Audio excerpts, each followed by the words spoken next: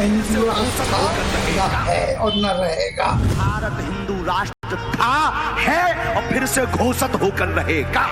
बालाजी बहुत जल्दी ऐसी लीला करने वाले हैं कि भारत हिंदू राष्ट्र घोषित होने वाला है। भारत न हिंदू राष्ट्र था, न है और न रहेगा। ये हिंदुस्तान है, हिंदुओं का हिंदुस्तान है। यहाँ पे राम राज्य पहले से भी कायम था, आज भी राम राज्य कायम है। राम राज न पहले था, न अब है, न आइंदा बनेगा। मेरे ही घर में मुझे चुनौती दी जा रही है। बिना कारण बताओ नोटिस जारी किए, बिना लोकतांत्रिक प्रक्रिया का पालन किए मुझे मेरा निष्कासन कर दिया गया है। स्वामी प्रसाद मौर्य श्री रामचरितमानस को लातों से मारते हैं, लेकिन इसके अलावा वो कहते हैं ब्राह्मण बनिए, ठाकुर को लात मार के निकालो।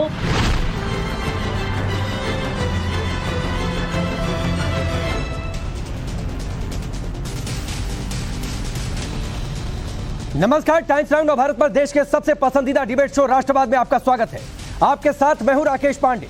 राष्ट्रवाद यानी देश से बढ़कर कुछ भी नहीं। क्या हिंदू राष्ट्र की लड़ाई अब जाति बनाम राम राज्य पर आ गई है?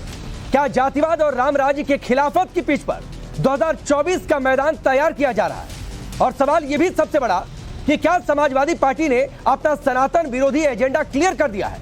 और क्या इसीलिए पार्टी के दो नेताओं को बाहर का रास्ता दिखा दिया गया, क्योंकि उन्होंने स्वामी प्रसाद मौर्य के मानस और सनातन विरोधी बयानों की जमकर मुखालफत की थी अलग अलग सोशल प्लेटफॉर्म्स पर। इतना ही नहीं, देश में हिंदू राष्ट्र की मुखर होती आवाज के बीच अब समाजवादी पार्टी राम राज्य के खिलाफ भी मुखर हो गई है। समाजवादी पार्टी के सांसद हैं, नाम इनका आप जानते होंगे, शफीकुर रहमान बर्क। वो अब हिंदू लेकर देश भर में संग्राम मचा है, महाभारत मचा है। कोई इसके पक्ष में बात कर रहा है तो कोई इसे देश बांटने जैसा बता रहा है। सुनिए।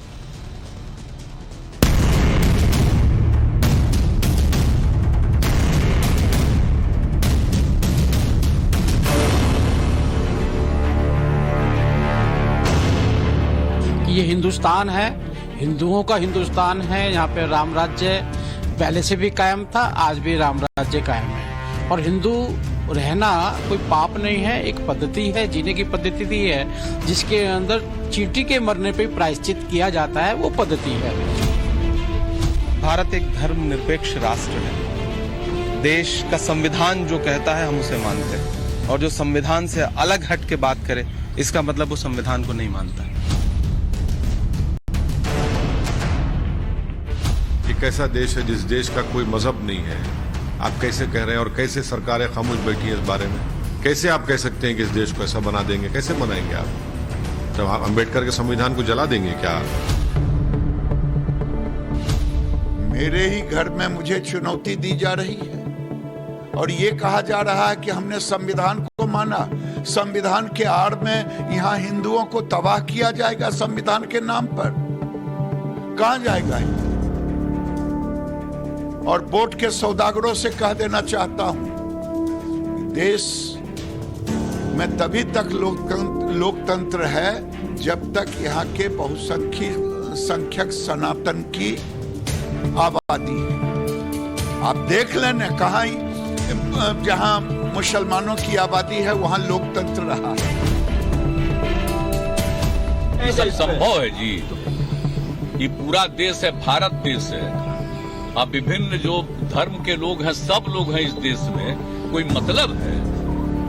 इस देश के बारे में कोई कुछ बोलेगा उसका कोई वैल्यू है? राष्ट्रपिता महात्मा गांधी को छोड़ करके किसी के बारे में किसी की बात को सुनना नहीं चाहिए। अगर कोई करना चाहता है तो सब उल्टा पुल्टा काम करना चाहता है, देश को खत्म करना चाह रहा है। हिंदू राष्ट्र पर किसने क्या कुछ कहा, यह हमने आपको सुनवाया, लेकिन बात सबसे बड़ी यह है कि क्या समाजवादी पार्टी ने अपना एजेंडा क्लियर कर दिया है कि जो मानस के अपमान की मुखालफत करेगा वो पार्टी में नहीं रहेगा, उससे बाहर का रास्ता दिखा दिया जाएगा। आज इस मुद्दे पर मैं बातचीत करूं उससे पहले समाजवादी पार्टी के सनातन विरोधी एजेंडे को आपको समझना जरूरी है। समाजवादी पार्टी के नेता स्वामी प्रसाद मौर्य ने रामचरितमानस का अपमान किया, उनकी लाइनों पर सवाल उठाए, संतों को भला बुरा कहा तो उनका अखिलेश ने सम्मान कर महासचिव बना दिया। दूसरी तरफ उसी पार्टी के दो नेता, दो महिला नेत्री सनातन के खिलाफ बयानबाजी का विरोध करती रही, उस पर अखिलेश यादव ने रोली मिश्रा और ऋचा सिंह को पार्टी से बाहर का रास्ता दिखा दिया गया, उन्हें पार्टी से निष्कासित कर दिया गया। सवाल है कि जो स्वामी प्रसाद मौर्य महिला सम्मान की बात करते हैं, क्या समाजवादी पार्टी का महिला सम्मान यह है कि सनातन के सम्मान की बात करने पर बिना कारण बताओ नोटिस जारी किए 2 महिला नेत्रियों को पार्टी से बाहर का रास्ता दिखा दिया जाए? अखिलेश यादव लोकतंत्र की बात करते हैं, क्या समाजवादी पार्टी का लोकतंत्र यही है? यह सवाल हम नहीं, खुद पार्टी से निकाले गए रोली और ऋचा उठा रहे हैं। समाजवादी पार्टी में सनातन के खिलाफ क्या क्या साजिश रची गई, इसका भी उन्होंने खुलासा किया। और ये दोनों नेत्री ऋचा सिंह भी हमारे साथ जुड़ चुकी हैं, जो कि पूर्व सपा नेता, इन्हें भी कल पार्टी से बाहर का रास्ता दिखा दिया गया। मनीष शुक्ला जी भारतीय जनता पार्टी के नेता और प्रवक्ता हमारे साथ जुड़ चुके हैं। पवन राव अंबेडकर जी हैं, MIM के नेता और प्रवक्ता। प्रोफेसर नवल किशोर यादव हैं, RJD के नेता और प्रवक्ता। और दीपक पांडे जी समाजवादी पार्टी के नेता हमारे साथ जुड़ चुके हैं। सबसे पहले मैं रोली और ऋचा आपके पास आऊंगा। ऋचा, सबसे पहले सवाल आपसे, पार्टी में महिला सम्मान की बात होती है, आप लोगों को नोटिस नहीं दिया गया। मानस विरोधी बयान स्वामी प्रसाद मौर्य ने दिया, आप लोगों ने मुखालफत की, आप लोगों को पार्टी से बाहर का रास्ता दिखा दिया गया। तो क्या सपा सनातन विरोधी एजेंडे पर चल रही है? देखिए, प्रभु श्री राम इस देश की आध्यात्मिक आत्मा है और रामचरितमानस इस देश के प्रत्येक घर में पूजा जाने वाला और उसका सम्मान किए जाने वाला ग्रंथ है। और रामचरितमानस के साथ जो लोग छेड़छाड़ करने का प्रयास कर रहे हैं, भरे मन से उसे बैन करने की बात कर रहे हैं, उनके खिलाफ मैंने आवाज उठाई थी। और मुझे अपनी उस स्टैंड पर गर्व है, क्योंकि मैंने इस देश की मिट्टी में जन्म लिया है और मैं जिस धर्म में पैदा हुई हूँ मुझे उसके ऊपर गर्व है। और मैं आपके माध्यम से कहना चाहती हूँ कि अभी कुछ मैं शुरू में जब आप स्टोरी कर रहे थे तो कुछ लोगों का बयान आ रहा था, मैं आपको एक फोटो दिखाना चाहती हूँ। ये हमारे संविधान के मूल प्रति की फोटो है, भाग 3 फंडामेंटल राइट। प्रभु श्री राम और सीता जी का फोटो बना हुआ है। ये मूल प्रति इस देश की संसद में मौजूद है। तो इस देश में जो लोग भी ये कहते हैं कि ये देश किसका है और किसका नहीं है, उसको इस संसद में ये मूल प्रति संविधान की उठाकर देखनी चाहिए। हमारा देश संविधान से संचालित होता है और हमारे देश का संविधान कहता है कि किसी भी धर्म के जो अनुयायी हैं उनकी आस्था का सम्मान किया जाना चाहिए। एक तरफ हम संविधान का रट लगाए हुए हैं और दूसरी तरफ हम उसी संविधान को धत्ता बताते हुए करोड़ लोगों की आस्थाओं पर रोज सवाल उठा रहे हैं, रोज उस पर टीका टिप्पणी कर रहे हैं। मैं मानती हूं कि मैं लोहिया को मानने वाली समाजवादी हूं और इस तरीके की टीका टिप्पणी किसी तरीके से बर्दाश्त योग्य नहीं है। ऋचा जी, एक सवाल है, स्वामी प्रसाद मौर्य ने जो भी मानस पर बयान दिए, क्या आपको लगता है अखिलेश यादव के इशारे पर दिए? क्या कुछ पार्टी दफ्तर में इस पर चर्चा नहीं हुई? क्या इसके पीछे की रणनीति है आपके हिसाब से? देखिए, हम लोग ये मान रहे थे और मैंने लगातार समाजवादी पार्टी के अंदर और माननीय अखिलेश यादव जी को अपनी कम्युनिकेशन के तमाम माध्यमों से इन बातों को लेकर हम लोगों ने स्पष्ट स्टैंड रखा था। और हम लोगों को ये लग रहा था कि शायद ये स्वामी प्रसाद मौर्य जी का जिस तरीके से समाजवादी पार्टी से बयान आ रहा था कि व्यक्तिगत बयान है, लेकिन कल जिस तरीके से स्वामी प्रसाद मौर्य जी के बयान के चलते, उनका विरोध करने के चलते हम लोगों को समाजवादी पार्टी से बाहर कर दिया, तो एक बात तो स्पष्ट हो गई कि समाजवादी पार्टी रामचरितमानस के साथ नहीं खड़ी है, जो बेहद दुखद है। क्योंकि लोकतंत्र में किसी भी दल की पहली जिम्मेदारी होती है जनतंत्र में जनता की भावनाओं का सम्मान करना, और अगर यह सम्मान है तो ये बेहद दुखद है। और मैं इस निष्कासन को इसलिए सहर्ष स्वीकार करती हूँ कि मर्यादा पुरुषोत्तम राम ने तो वनवास झेला था, अगर मुझे राजनीतिक वनवास झेलना पड़ता है तो मुझे इसके लिए खुशी होगी, लेकिन मैं अपने स्टैंड पर स्पष्ट हूं और मैं इस स्टैंड पर भी ऋचा जी, एक और सवाल, क्या ये बयान जानबूझकर हिंदू वोट बैंक को जातियों में विभाजित करने के लिए दिया गया? और बड़ी बड़ी बातें महिला सम्मान क्यों ही है? क्या आप लोगों को कोई, आपने बहुत साफ शब्दों में बहुत बेबाकी तरीके से अपनी बात रखी है, रोली से भी मैं थोड़ी देर में बातचीत करूंगा, लेकिन दीपक पांडे मैं आपके पास आता हूं। क्या यही तरीका है कि जो राम के साथ है वो आपकी पार्टी में नहीं रहेगा? देखिए, मर्यादा पुरुषोत्तम श्री राम जी हमारे आराध्य हैं। और रही बात, अभी मैं सुन रहा था जैसा कि ऋचा जी को, ऋचा जी आज से नहीं, ऋचा जी क्या है कि जब हमारा 2022 का चुनाव हो रहा था तब से बहुत पार्टी को लेकर के मुखर हैं, 2-2 बार इनको टिकट दिया गया। हाँ बिल्कुल, मैंने मुखरता से इस बात का विरोध किया था कि महिलाओं के खिलाफ गाली लिखने वालों के साथ माननीय अखिलेश यादव जी को डीजीपी ऑफिस जाके नहीं खड़ा होना चाहिए था। मैंने विरोध किया था इस बात का। आदियाबादी की महिलाओं के लिए खुले मन से गालियां लिखेंगे आप? वो आपके लिए ही रोज जाकर के इलाहाबाद में खड़े हुए थे। आप 2022 में जाकर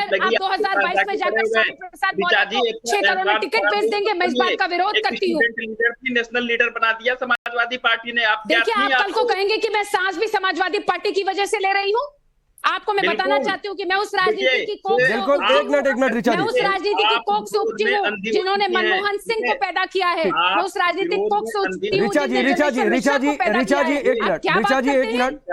जी एक मिनट, दीपक पांडे, रिचा जी एक मिनट, आपकी बातें नोटिस हुई। दीपक पांडे, रिचा जी एक मिनट, आप शांत रहिए। आध्यात्मिक करियर को मैंने दांव पे लगाया है। समाजवादी पार्टी की ट्विटर की राजनीति, दलितों की बस्ती इलाहाबाद में गिर रही थी, कोई दलित नेता खड़े नहीं होने आया। उन दलितों रिचा जी आपकी बातें नोटिस हुई एक एक करके। रिचा जी प्लीज शांत होइए। दीपक पांडे, आपने दो बातें कही। एक तो आपने कहा कि हाँ रिचा सिंह सांस ले रही है समाजवादी पार्टी की वजह से। आपने ये भी कह दिया कि रिचा जी सांस ले रही है समाजवादी पार्टी की वजह से, पहली बात। दूसरी, नहीं आपने कहा सर, आप रिपीट करके देख लीजिएगा।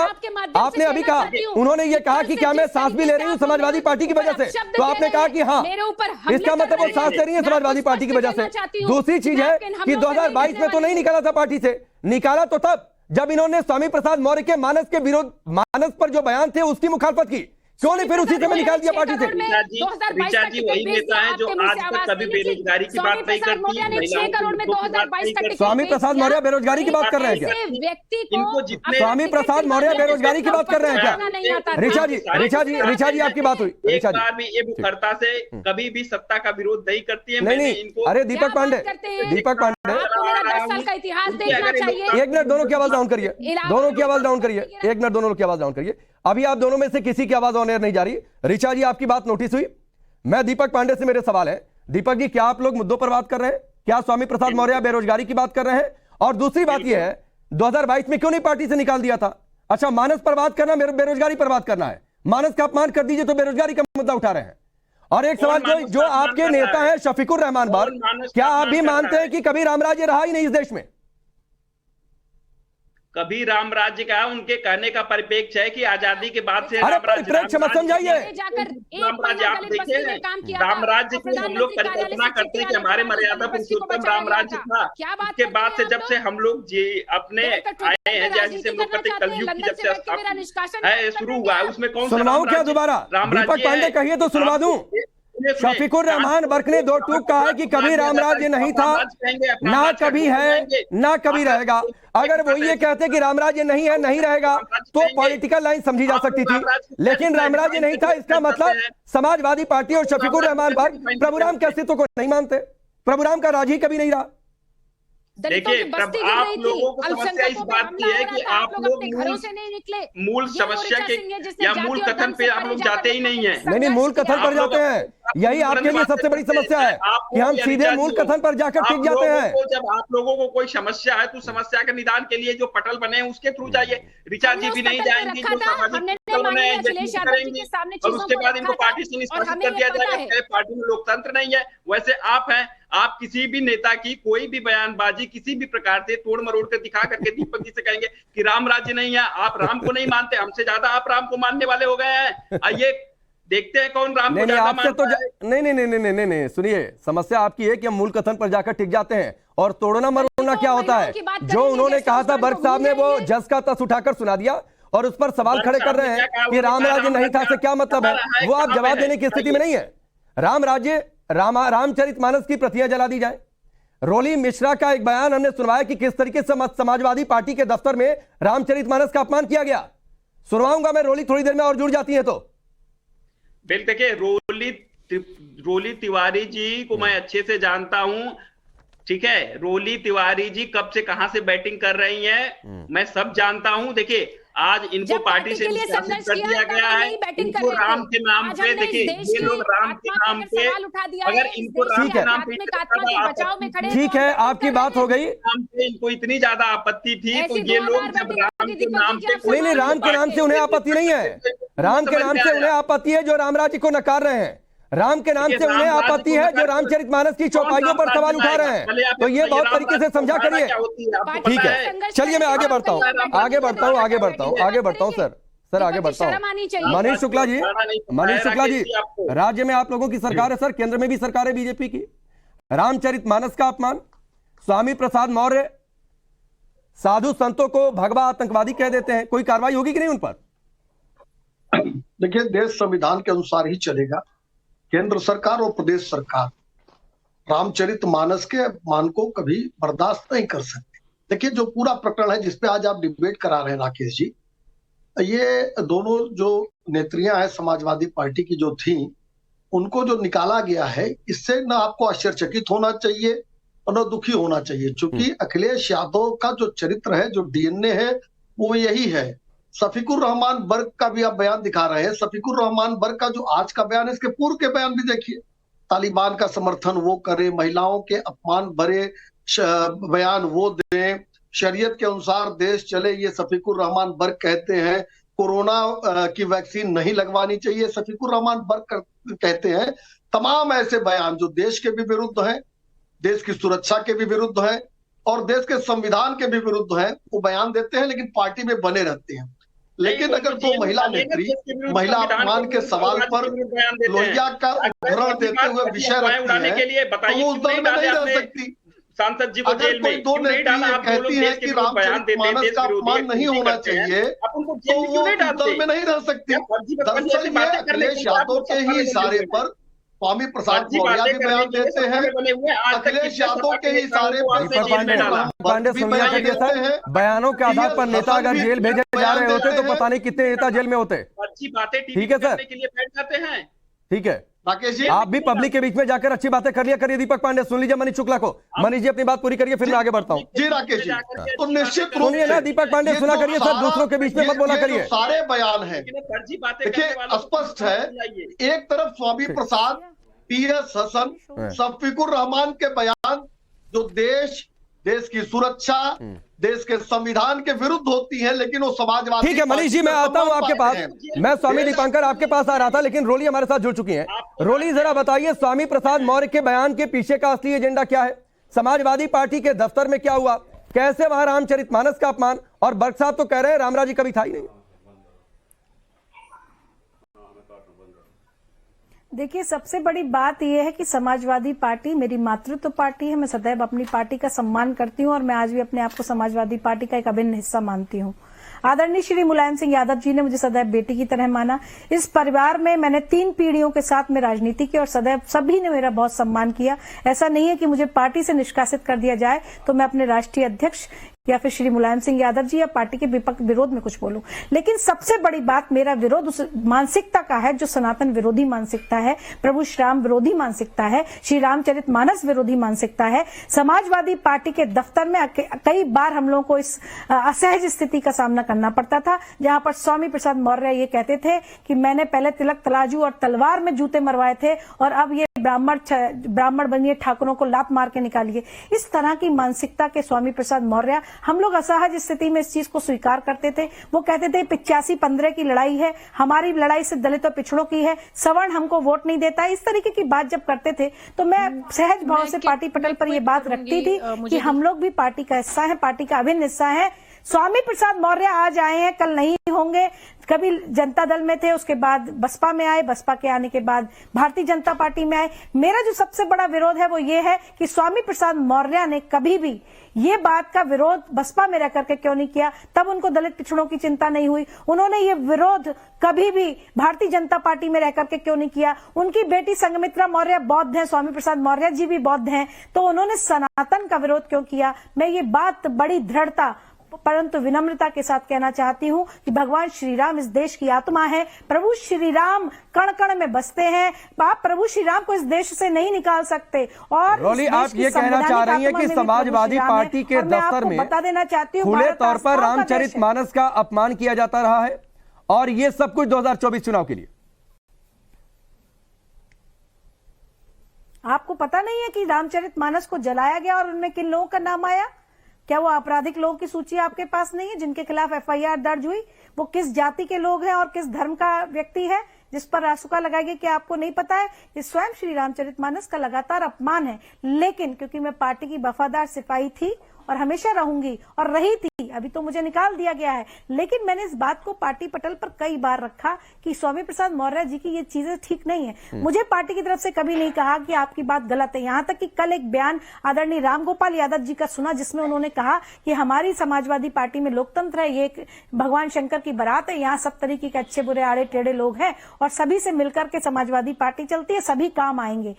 लेकिन उसके बाद अचानक से ऐसा हुआ कि जो पार्टी कहती है कि हम लोकतंत्र को बचाने की लड़ाई लड़ेंगे, उस पार्टी का अंतर लोकतंत्र है ही नहीं, उसके अंदर लोकतंत्र है ही नहीं। कि मुझे बताया ही नहीं गया कि मेरा क्या दोष है, मुझे बताया ही नहीं गया कि आप पर कार्रवाई की जा रही है, ना कोई लेटर हेड पर कार्रवाई हुई है, ना किसी राष्ट्रीय अध्यक्ष प्रवक्ता महासचिव का उस पर साइन है, ना ही किसी प्रकार से कोई अधिकारी को उसकी सूचना दी गई है। ट्विटर पर, जैसा कि विपक्षी आरोप लगाते, ट्विटर पर राजनीति होती है, 2 पंक्तियां लिख करके डाल दी गई, मेरे जीवन के 16 अमूल्य वर्ष जो मैंने समाजवादी पार्टी को दिए तन मन धन निष्ठा और प्राण के साथ, वो 16 वर्षों का आपने मुझे ये एक रोली, एक और सवाल मैं आपसे छोटा सा करता हूं, फिर उसके बाद स्वामी दीपांकर जी मैं सीधे आपके पास आऊंगा। एक छोटा सा सवाल ये है, आपने बार बार कहा समाजवादी पार्टी के दफ्तर में रामचरितमानस का अपमान किया गया, क्या क्या हुआ वो जरा बताएंगे आप? देखिए, मैं विस्तार से किसी भी पार्टी, क्योंकि समाजवादी पार्टी ऐसा नहीं कि मेरी पार्टी है और अब वो नहीं, अब तो निकाल दिया ना उस पार्टी ने, उस पार्टी ने आपको प्रभु राम के नाम पर निकाल दिया ना। मुझे देखिए वो उनकी अपनी है। जब नाश मनुष्य पर छाता है, पहले विवेक मर जाता, विनाश काले विपरीत बुद्धि। जो प्रभु श्री रामचरित मानस का, सनातन धर्म का, एक ब्राह्मण सनातनी महिला जो उनकी आवाज मुखर होकर के उठाती थी, डिंपल यादव जी, समाजवादी पार्टी के दफ्तर में स्वामी प्रसाद मौर्य खुले तौर पर रामचरितमानस का अपमान करते हैं? क्या वो सवर्णों को गाली देते हैं जैसा आपने कहा? निसंदेह गाली देते हैं, निसंदेह अपमान करते हैं। अपमान जब वो मीडिया के सामने अपमान करते हैं, वाक्यों पर अपमान करते हैं। जो उनका पहला स्टेटमेंट आया था कि श्री रामचरितमानस बैन होनी चाहिए, उनका दूसरा स्टेटमेंट आया था ऐसे धर्म का सत्यानाश हो, सनातन धर्म का सत्यानाश हो। ऐसे शब्द ऑन रिकॉर्ड स्वामी प्रसाद मौर्य जी के हैं। परसों वो राजू दास जी पर हमला करते हैं। इसके अलावा आप वो साधु संतों, आप उनकी देख लीजिए, आप उनकी ट्वीट देख लीजिए, साधु संतों धर्माचार्यों को वो बोलते हैं कि ये शैतान है, ये आतंकवादी है। ठीक है, मैं आगे बढ़ता हूँ रोली जी, मैं दोबारा आपके पास आऊंगा। काफी मेहमानों ने अभी तक कुछ नहीं बोला है। स्वामी दीपांकर जी, जातियों की बात हो रही है, हिंदू वोट बैंक को तोड़ दिया जाए, आप तो भिक्षा यात्रा भी निकाल रहे हैं कि जातियां एक हो जाए, हिंदू एकजुट रहे, ये एकजुटता हो रही है कि उसे तोड़ने की कोशिश हो रही है? मैं समझता हूं राकेश भाई, राजनीति अपना काम करते हैं और एक सन्यासी होने के नाते मुझे अपना कर्तव्य करना चाहिए। आप जानते हैं तकरीबन आज 87वां दिन है इस भिक्षा यात्रा का, जो पिछले 87 दिनों से निरंतर चल रही है। उस यात्रा का अभिप्राय यही है, आपने सही कहा, जातियों में विभाजित सनातन और हिंदू को एक करना, जो जातियों में बटे हुए हैं। नहीं, यहां तो गाली दे रहे हैं ना। देखिए, उसके मैंने अभी आपसे कहा राकेश बाबू, ये राजनीति है और ये राजनीति है। सोचिए कि रोली जी और ऋचा जी जैसी नेत्री किस मन से, किस भाव से ये बात कह रही हैं। अच्छा, ये निसंदेह, इसमें कोई दो मत नहीं है कि ये विशुद्ध राजनीति कर रहे हैं, पर ये मंडल और कमंडल की राजनीति तब नहीं चलती जब सहारनपुर के दुदली में संत रविदास के अनुयायियों को उनकी जयंती तक मनाने से मना कर दिया जाता है।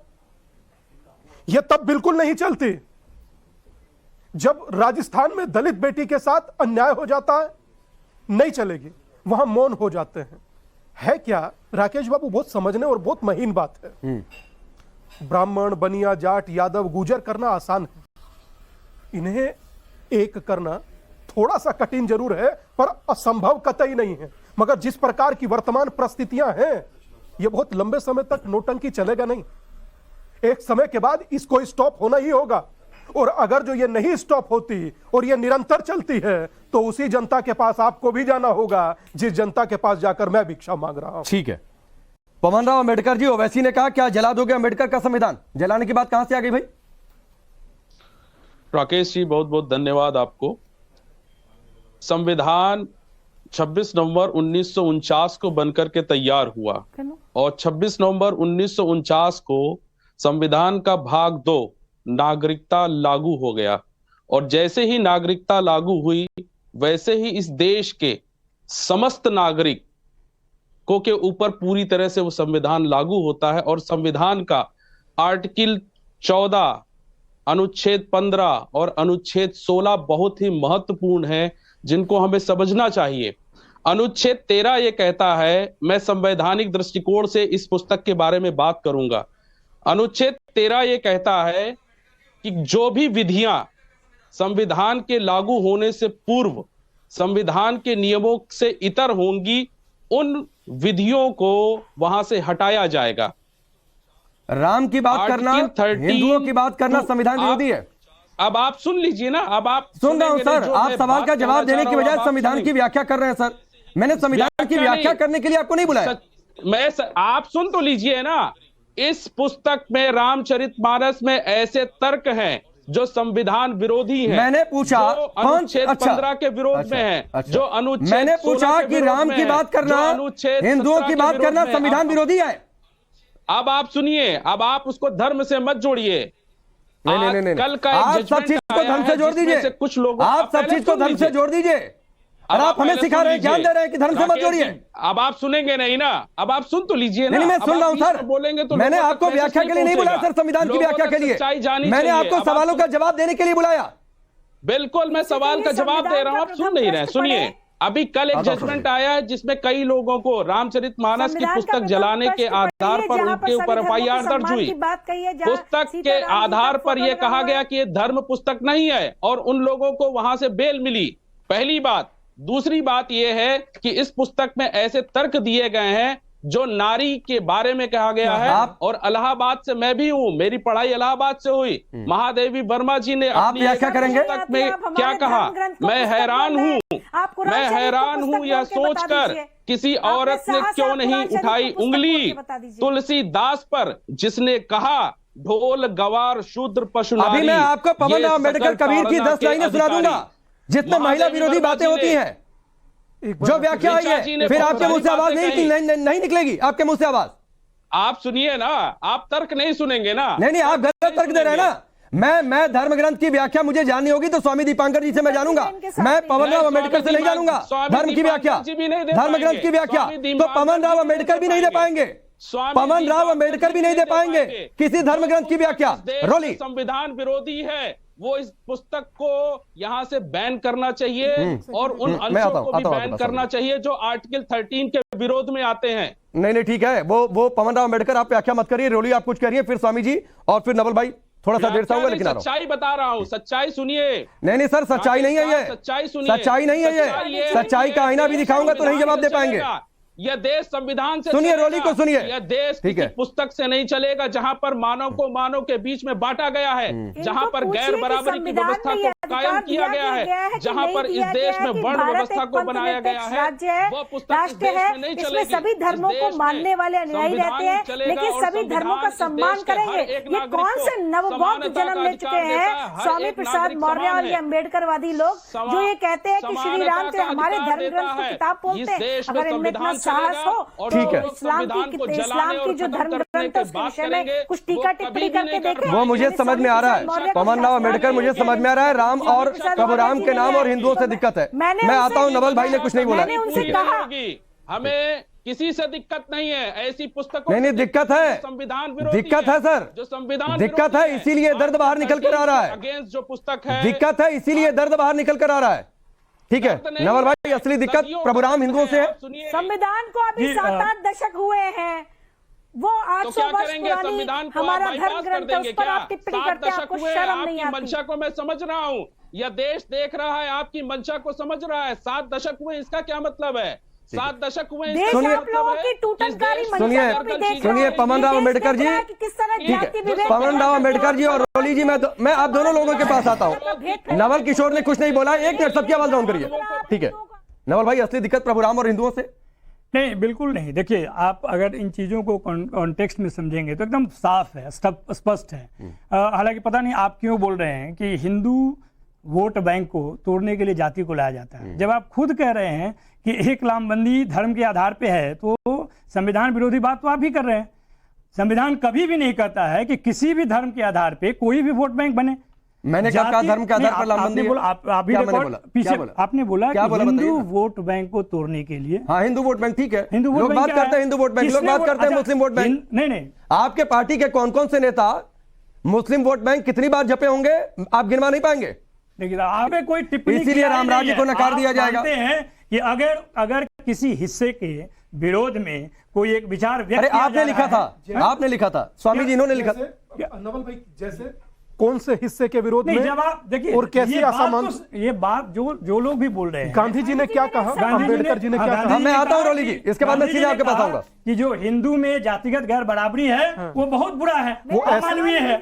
ऐसे सही हो जाएगा बिल्कुल जहर फैलाकर। हाँ मैं आ रहा हूँ सीधे इसके बाद आ रहा हूँ। कैसे वही बता रहे हैं कैसा सही होगा, बताइए कैसे होगा। इसी तरह से कि जब एक समान एक समान सबको अधिकार प्यार और समन्वय रहेगा तब एक होगा। कब? जब बराबर होंगे तब जब गैर सुन लीजिए पहले, जब गैर बराबरी है तो ट्रीटमेंट बराबरी पर कैसे होगा। आप ये बताइए कि आपके और हमारे बीच में किस हिसाब से पहले पैमाना, हम चाहे कितना भी पढ़े, दादा पैमाना बताइए, आप ही अधिकारी कैसे हो गए, पैमाना जो पढ़ेगा वही उसका व्याख्या कर सकता है। ये कैसे आप यही कहना चाह रहा हूँ, ये इन्होंने कैसे कहा, यही कहना चाह रहा हूँ, कैसे कहा कि रामायण पे बोलने के लिए आधिकारिक तौर पे आप नहीं मैंने नहीं कहा, रामचरितमानस की व्याख्या मुझे जाननी होगी तो आपसे नहीं जानूंगा, मैं स्वामी जी से जानूंगा। ये धर्मगुरु है, ये धर्मगुरु है, आपको नहीं, आप धर्म ग्रंथ की व्याख्या नहीं कर सकते हैं। अरे अच्छा एक बात नहीं आप हिंदी उन्होंने मुझे अगर रामायण की व्याख्या जाननी होगी तो मैं राम भद्राचार्य जी से जानूंगा। राम भद्राचार्य जी ने मेरे कार्यक्रम में रामचरितमानस 300 पाइयों की व्याख्या की। तुलसीदास पर बात करने वाले सुन लीजिए पहले, उनकी बात का उत्तर आप दे दीजिए कि क्या कहा उन्होंने, ढोल गवार शुद्ध। स्वामी जी सुन लीजिए तो पहले, मैं आपका विरोध नहीं, मैं कह रहा हूं कि तुलसीदास पे बात करने वाले जो लोग थे, तो आप भी करा रहे हो, जातिगत जनगणना एकदम जरूरी है, बिल्कुल गैर जरूरी है, एकदम जरूरी है। कैसे जरूरी है, क्योंकि आपको फायदा है उसके जरूरी के आपको फायदा है, जातिगत आधार पर हो सकता है आपको फायदा होगा। मुझे लगता है कि 85% जो भारत के निवासी हिंदू समाज के हैं जो गैर बराबरी के शिकार है, उसका आधार जाति है। मैं नहीं कह रहा हूं, इनके सवर्णों से है। मंडल आयोग ठीक है, आप मंडल आयोग को पढ़िए, आप संविधान सभा के डिबेट को पढ़िए, उसमें कहा गया है कि जाति के आधार पे लोग पीछे रह गए हैं, उनको मुख्य धारा में लाना होगा। और जब तक हम जानेंगे नहीं कि किन जातियों की स्थिति क्या है, संख्या क्या है, 15 साल में जब आपकी सरकार थी लालू यादव की, तब नहीं जान पाए, तब नहीं जान पाए, यादव शुरुआती तब नहीं जान पाए ना, उसी समय करा लिया होता है। स्वामी जी जल्दी से पूरी करिए, फिर मैं रोहिणी का रुख करूंगा। सुन लीजिए, भाजपा ने गोपीनाथ मुंडे, मैं आता हूं मैं ये कहना चाह रहा हूं, बिहार में कहीं की जातिगत जनगणना होनी चाहिए। आप सवाल हमसे सिर्फ एक पूछ रहे हैं, आप भाजपा से क्यों नहीं पूछ रहे हैं? नवल किशोर एक करके सर, एक मिनट सुनिए ना सर, सही तो बोल रहे, तो सुनिए ना उनको, मैं आ रहा हूं पवन, आ रहा हूं, एक मिनट नवल किशोर भाई, कहना चाह रहा हूं कि समूचा समाज इस समय चैनल देख रहा होगा, डिबेट देख रहा होगा। बिल्कुल, यह समाज खुद से तय करे कि वो हिंदू होकर रहना चाहता है या जातियों में बंट कर रहना चाहता है। नागरिक होकर रहना चाहता है, नागरिक होकर रहना चाहता है। नागरिक इस देश में संवैधानिक जो आधार पे नागरिकता तय की है उसके आधार पे है। दादा नागरिक देखिए ये दोहरा चरित्र नहीं चलेगा। बिहार में बीजेपी कहता है कि जातिगत जनगणना होनी चाहिए, देश में कहता है कि नहीं होना चाहिए। ये क्या जातिगत जनगणना पर डिबेट नहीं, मैं आगे बढ़ता हूं। मंत्री कहता है ढोल गवार शूद्र प्रशूद्र। मैं एक बात राकेश भाई 3 सेकंड दीजिए, मैं दावे से कहता हूं, नवल भाई बैठे हैं और बाकी पैनलिस्ट बैठे हैं, अगर जो पांव ना कांपने लगे यही किसी और धर्म ग्रंथ के बारे में बोलकर दिखाइए। और उनकी जिस धर्म के हैं उसमें ये बात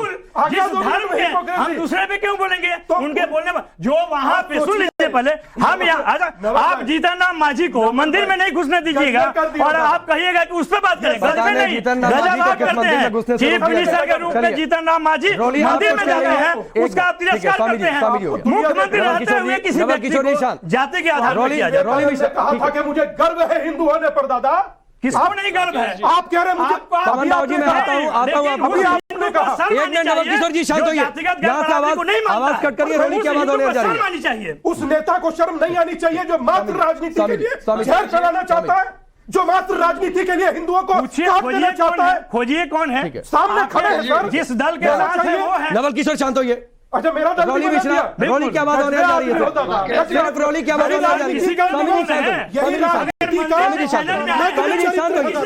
होइए, अपने लिए थोड़े बोल रहे हैं। शांत होइए। रोली राकेश जी आ रहा हूं, पवन राव पहले रोली की बात। मनीष शुक्ला बोल रहा हूँ। हाँ मनीष जी एक मिनट रोली कुछ बहुत देर से इशारा कर रही है। नहीं, बहुत देर से तो मैं भी इशारा कर रहा हूँ। अच्छा ठीक है, पहले रोली की बात, फिर रोली की बात, फिर मैं सीधे आपके पास आऊंगा। कि जो संविधान की बात करने वाले या संविधान की बात करने वाले जो अम्बेडकरवादी भाई बैठे हैं, हम सभी लोग बाबा भीमराव अम्बेडकर जी का बहुत सम्मान करते हैं, लेकिन अफसोस की बात कि ना तो इन्होंने भारतीय संविधान को पढ़ा है और ना ही इन्होंने श्री रामचरितमानस को पढ़ा है। अगर श्री रामचरितमानस को पढ़ा होता तो इतना ज्ञान होता है इनके पास कि वहां पर कब किस समय किस प्रसंग की व्याख्या की गई है, और ना ही संविधान के पहले पृष्ठ को पढ़ा जहां प्रभु श्री राम और सीता का चित्र के साथ ये लिखा है कि भारत एक पंथ निरपेक्ष राज्य है। आज ये इतना बोलने का साहस कर पा रहे हैं। ये लोग बौद्ध धर्म को मानने वाले लोग हैं, हम लोग बौद्ध धर्म का भी सम्मान करते हैं, लेकिन सनातन पर हमला करते हैं। और मैं बात पूरे विश्वास के साथ पूरी दृढ़ता के साथ कह सकती हूँ कि सनातन को जितना इस्लाम से खतरा नहीं है, बौद्ध धर्म से हो गया। जी अब मेरी भी बात सुन लीजिए। ये जो नव बौद्ध लोग हैं जो वास्तविकता में जिन्होंने बिल्कुल, अब आप सुन लीजिए मेरी बात। ये इस प्रकार राकेश जी आप मुझे समय दीजिए अनइंटरप्टेड। हमारे राकेश जी अनइंटरप्टेड समय दीजिए, रोली जी को मैं जवाब देता हूँ। ठीक है आपको संविधान, रोली जी आपने बात कही और जो संविधान उठाकर दिखा रहे हैं, आप सच्चाई नहीं सुन रहे हैं। मैंने प्रभु राम की बात की तो आपने टीपू सुल्तान का जिक्र छेड़ दिया। इस देश में गैर बराबरी की व्यवस्था है, इस देश में वर्ण टीपू सुल्तान बराबरी की बात करता था। लोगों को बांटा गया है, इस देश के मानवों को बांटा गया है। और एक बात सुन लीजिए, एक बात सुन लीजिए, स्वामी दीपांकर साहब से सिर्फ एक प्रश्न है, एक प्रश्न है, आप सुन लीजिए। स्वामी दीपांकर साहब, इसके बाद सीधे मनीष जी आ रहा हूँ। सभी के लिए स्वामी रोली जी को जरा शांत कराएं। रोली जी एक मिनट आप बोलिए, सिर्फ आपकी आवाज होने जा रही है, आप बोलिए। हाँ भगवान राव अम्बेडकर। स्वामी दीपांकर साहब से मैं एक चीज सिर्फ कहना चाह रहा हूं कि बहुत सारी इसमें चौपाइयां हैं जिसको लेकर के तर्क हो रहा है, लेकिन एक चौपाई है जिस पर अभी तक कोई तर्क ही नहीं हुआ। बाबा साहब और गांधी का जिस तरह से जो है क्लैशेस हुआ, और गांधी जी ने इस समाज को एक गंदा नाम दिया, उस नाम का मैं इस्तेमाल नहीं कर सकता हूं। उस नाम से लोगों को दीनहीन विहीन किया गया, और वही शब्द हनुमान जी के लिए इस्तेमाल हुआ है। और उसको मैं पढ़ देता हूं रामचरितमानस में। हरिजन जान प्रीत अति गाढ़ी, सजल नयन पुलकावली बाढ़ी, बूढ़त बिरह जलधि हनुमाना, भयहु तात मोह कहु जल जाना। हरिजन शब्द हनुमान जी के लिए इस्तेमाल किया गया है। अरे हरिजन मतलब क्या होता है? आ गए ना आप अपने एजेंडे पर। यही बेशर्मी है पवन राव अम्बेडकर जो आप बार बार करते हैं। मैंने आपको बोलने दिया और उसका ये नाजायज फायदा आप उठाते हैं। तिरस्कार किया गया है। ठीक है, 10 सेकंड में हरिजन शब्द पर आप बोलिए, फिर मैं सीधे मनीष जी का रुख करूंगा। 10 सेकंड स्वामी जी, 10 सेकंड। अरे हरिजन आपके हिसाब से आप जातियों में बात कर देखेंगे, यही आपकी सोच है और इतनी ही आपकी सोच है पवन राव अम्बेडकर। इनका आवाज डाउन करिए, सिर्फ स्वामी जी की आवाज होने, फिर उसके बाद मनीष शुक्ला। राकेश बाबू रखा गया उसे हरिजन शब्द का अर्थ किन की शास्त्रों में है, उसका अर्थ है जो हरि के प्रिय हैं वो हरिजन हैं। और हुआ शुद्रा कर पुस्तक है। सर नहीं सर, दादा ये गुनाह मत कीजिए सर, इतना गुनाह मत कीजिए। आपने उन्हें कवर फायर दे दिया सर। हरि के जन नहीं है, दे दिया सर कवर फायर, सभी लोग हरि के जन दे दिया कवर फायर। आप लोग हरि के प्रिय, हरि के प्रिय। अरे ठीक है ना, मैं भी हरिजन हूँ, आप भी हरिजन हैं। का इतिहास रचिएगा, बहुत गजब बोलते हैं। मनीष शुक्ला जी कमाल कर दिया सर, बहुत बढ़िया। राकेश जी आप जादूगर लोग हैं सर, कैसे खबर फायर देते हैं? बहुत बढ़िया, आपके पास है, बहुत बढ़िया। भाई शांत करिए राकेश जी। लेकिन दरअसल डिबेट थी कि उत्तर प्रदेश में स्वामी प्रसाद मौर्य ने जो कहा, उसके बाद वो समाजवादी पार्टी में बने हुए हैं, और रामचरितमानस के अपमान पर जो नेत्रियों ने बोला वो बाहर है। अखिलेश यादव का चरित्र इसी से डिसाइड हो जाता है। दूसरी बात, जो व्यक्ति बाबा साहब के संविधान को पढ़ा होगा वो कभी AIMIM में रह ही नहीं सकता। ये AIM जो जिसका गठन ही किस वजह से हुआ सर्वविदित है, उससे अब संविधान सुने और उससे रामचरितमानस सुने, ये उचित नहीं है। और अगर पढ़े होते अम्बेडकर जी, तो ये अम्बेडकर जी जो तथाकथित बैठे हैं, बाबा साहब को पढ़े होते तो उनको एकदम क्लियर कट क्रिस्टल क्लियर हो जाता कि रामचरितमानस के बारे में उनके विचार क्या थे। तमाम धार्मिक नेता थे उस समय के, जो जिन्होंने तमाम प्रकार की बातें कही थी, धार्मिक आधार पे आरक्षण की बात कही थी, उसमें बाबा साहब ने क्या क्या बातें कही थी, तो ये कतई इस तरह की बात नहीं करते। तो आज जो डिबेट है कि किस तरीके से अखिलेश यादव हनुमान जी हरिजन पुराना जो 90 की समाजवादी पार्टी थी कि रामद्रोही, सनातन धर्मद्रोही, और जो सुनिए, ठीक है, वक्त की कमी है। पवन राव अम्बेडकर, एक चीज में आपको सर नसीहत दे दूं, आखिर में एक चीज मैं आपको नसीहत दे दूं पवन राव अम्बेडकर, ये दोबारा ना धर्म ग्रंथ लेकर उसकी व्याख्या मेरे सामने मत करिएगा। मुझे किसी भी धर्म ग्रंथ की व्याख्या समझनी होगी, मैं किसी साधु संत से समझूंगा सर कार्यक्रम में बुलाकर। इससे आइंदा ये काम मत करिएगा मेरे शो में, मैं आपको चेतावनी दे रहा हूँ, इसे बिल्कुल चेतावनी की तरह लीजिएगा। किसी भी धर्म ग्रंथ की व्याख्या मैं पवन राव अम्बेडकर या फिर नवल किशोर से नहीं जानूंगा। नहीं, आपसे नहीं सीखूंगा मैं, धर्म ग्रंथ पर सीख मुझे नवल किशोर से नहीं चाहिए। जो टिप्पणी आपने की है ये दर्शाता है कि किस तरह से आप एक खास समाज के प्रति अपने विचार रखते हैं। एक मिनट, सभी लोग साथ साथ नहीं बोलिए, एक साथ सभी लोग नहीं। पवन राव अम्बेडकर शांत होइए, पवन राव अम्बेडकर क्या बात करिए, ये बताएंगे बाबा साहब के संविधान के बारे में, ठीक है, ओवैसी के नेता बताएंगे रामचरितमानस के बारे में। ठीक है मनीष जी मैं आता हूं फिर आपके पास। और पवन राव अम्बेडकर मैं दोबारा कह रहा हूं, दोबारा मेरे कार्यक्रम में सर धर्म ग्रंथ लेकर उसकी किसी लाइनों की व्याख्या मत करिएगा।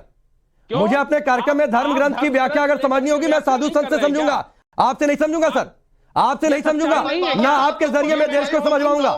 नवल किशोर आपकी आखिरी बात। लिखा हुआ है, देखिए मैं कह रहा हूं कि देखिए आप जो बात बोल रहे हैं राकेश जी, पता नहीं आपकी क्या सोच होगी, लेकिन सुनने में ये लगता है कि अगर कोई पढ़ने वाला व्यक्ति जो हिंदी, संस्कृत, अंग्रेजी जानता हो और वह किसी ग्रंथ को पढ़ के उसकी व्याख्या करता है, उससे आप सही व्याख्या साधु संत कर पाएंगे जो धर्म ग्रंथ को समझ रहे हैं। ठीक है ना, मैं भी नहीं कर पाऊंगा नवल किशोर, मैं भी नहीं कर पाऊंगा, मैं भी नहीं कर पाऊंगा। चलिए वक्त इतना ही है, वक्त 10 सेकंड, सिर्फ 10 सेकंड। मात्र इतना कहूंगा कि अंबेडकर जी की पुस्तक लिखी थी हुआ शुद्रा, उन्होंने कहा था उस पुस्तक के अध्याय 1 और पैराग्राफ नंबर 3 में कि शूद्र का अर्थ किसी जाति से नहीं है। सर काय नाटक करते हैं, अब कुछ बोल दीजिए बीच में नवल भाई, बात हुई है, जल्दी से कुछ बोल दीजिए। आप सबका बहुत बहुत शुक्रिया, राष्ट्रवाद में फिलहाल अभी के लिए बस इतना ही।